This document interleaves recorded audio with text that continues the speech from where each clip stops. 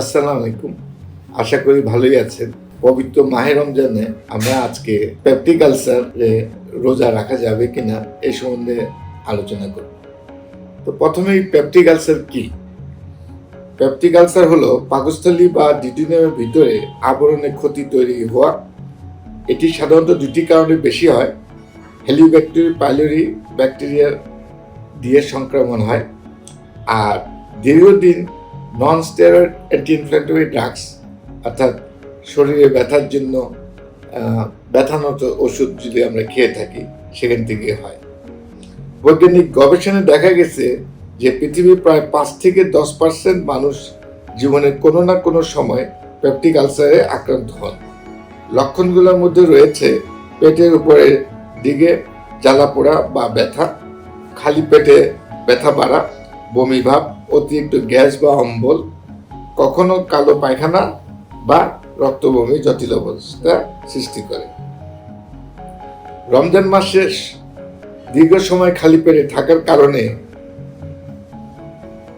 কিছু কিছু রোগীর ক্ষেত্রে যা ঘটে তা হলো গ্যাস্ট্রিক অ্যাসিডের পরিবর্তন। দীর্ঘ সময় না খেলে পাকস্থলীতে অ্যাসিড জমতে পারে। খাবারের সময়সূচি পরিবর্তন, দিন 2 বার বড় মিল খাওয়া হয়। হরমোনাল পরিবর্তন, ইনসুলিন ও গ্লুকোজ ব্যবস্থা পরিবর্তন ঘটে। গবেষণায় দেখা গেছে যাদের আলসার নিয়ন্ত্রিত এবং চিকিৎসা চলছে তারা অনেক ক্ষেত্রে সমস্যা ছাড়া রোজা রাখতে পারেন, তবে সক্রিয় আলসার বা জটিলতা থাকলে ঝুঁকি বাড়ে। কারা রোজা না রাখা ভালো? সাম্প্রতিক আলসার থেকে রক্তক্ষরণ, তীব্র পেটে ব্যথা বা বমি, আলসারের জটিলতা, পারফোরেশন বা অবস্ট্রাকশন, নতুন করে ধরা পড়া তীব্র আলসার, এই ধরনের ক্ষেত্রে আগে চিকিৎসা সম্পন্ন করা জরুরি। পেপটিক আলসারের রোগীরা কিভাবে নিরাপদে রোজা রাখবেন? চিকিৎসকের পরামর্শ নিয়ে শুরু করা। রোজা শুরু করার আগে গ্যাস্ট্রোএন্টারোলজিস্টের পরামর্শ নেওয়া উচিত। অনেক সময় ওষুধটির সময়সূচি পরিবর্তন করতে হয়। সেহরি থেকে সঠিক খাবার, সেহরি খুব গুরুত্বপূর্ণ, তাই ভালো খাবার ওটস, লাল আটা, রুটি, ভাত, ডিম, মাছ, দুধ, কলা, খেজুর, দই এগুলা খাওয়া। এগুলা দীর্ঘ সময় শক্তি দেয় এবং অ্যাসিড কমাতে সাহায্য করে। অতিরিক্ত ঝাল, ডিপ ফ্রায়ার খাবার, অতিরিক্ত কফি, কোমল পানীয়, অতিরিক্ত টক খাবার এগুলোর থেকে আমাদেরকে বিরত থাকতে হবে। ইফতারে ধীরে ধীরে খাওয়া। একসঙ্গে অনেক খাবার খেলে পাকস্থলীর উপর চাপ পড়ে। ভালো পদ্ধতি পানি, খেজুর, হালকা খাবার, পরে মূল খাবার। পানি পর্যাপ্ত পান করা। ইফতার থেকে সেহরি পর্যন্ত 8 থেকে 10 গ্লাস পানি পান করা ভালো।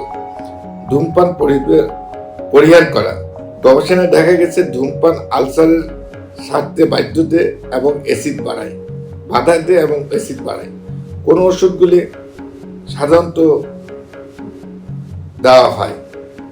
চিকিৎসকরা সাধারণত প্রোটন পাম্প ইনহিবিটর যেমন অমিপ্রাজল, ল্যান্সাপ্রাজল, রেবিপ্রাজল, ইসমিপ্রাজল দিয়ে থাকেন, H2 ব্লকার দিয়ে থাকেন, অ্যান্টাসিড দিয়ে থাকেন, H. pylori থাকলে অ্যান্টিবায়োটিক দিয়ে থাকেন। এগুলা অনেক সময় এই ওষুধগুলোকে সেহরি ও ইফতারের সময় খাওয়ার মতো করে সমন্বয় করা। কখন রোজা ভেঙে ফেলা জরুরি? রোজার সময় নিজের লক্ষণ আমরা যদি আমাদের শরীরের মধ্যে যে লক্ষণগুলো দেখা দেয় ও তখন লক্ষণগুলো হলো তীব্র পেটে ব্যথা, রক্ত বমি হওয়া, মাথা ঘোরা, দুর্বলতা, কালো পায়খানা, আলকাতরার মতো হওয়া, এরকম হলে আমাদের রোজা ভাঙা প্রয়োজনীয় এবং চিকিৎসার প্রয়োজন। এগুলো আলসারের জটিলতার লক্ষণ হতে পারে। বৈজ্ঞানিক গবেষণায় বলা হয়েছে বিভিন্ন মেডিকেল জার্নালে প্রকাশিত গবেষণায় দেখা গেছে নিয়ন্ত্রিত আলসার রোগীদের অনেকেই রোজা রাখতে পারে। যারা নিয়ম মানেন না বা ওষুধ বন্ধ করেন তাদের সমস্যা বাড়ে।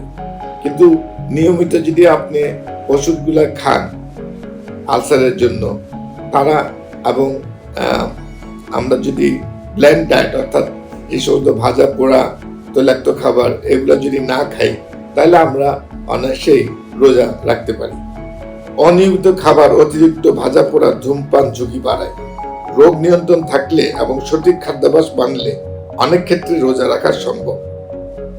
সংক্ষেপে আমি বলবো, পেপটিক আলসার থাকলেই যে রোজা রাখা যাবে না এমন নয়, তবে রোগের অবস্থার চিকিৎসা এবং খাদ্যাভ্যাসের উপর বিষয়টি নির্ভর করে।